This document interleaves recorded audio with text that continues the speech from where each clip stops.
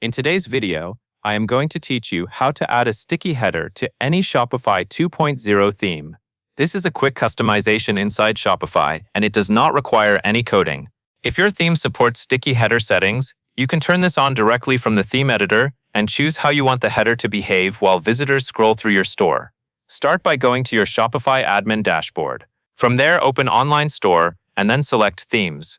This is where you can manage the design and settings for your current storefront. Next, find your active theme and click Customize. This will open the Shopify theme editor, where you can preview your store and adjust different sections in real time.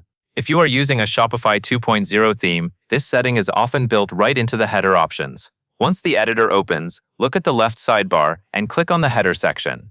This will bring up the settings panel for your store header, including layout and behavior options. Now locate the sticky header drop-down menu.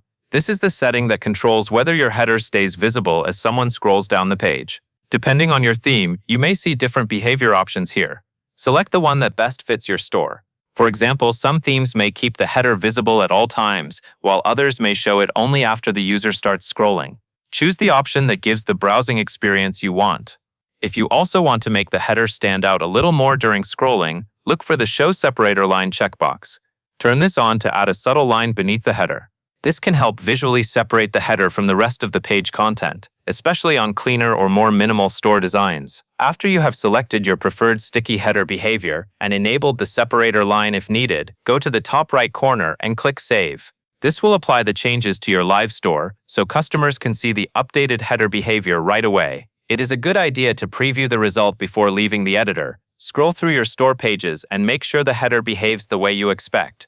If needed, you can return to the same header settings and adjust the option again. That covers everything you need to know.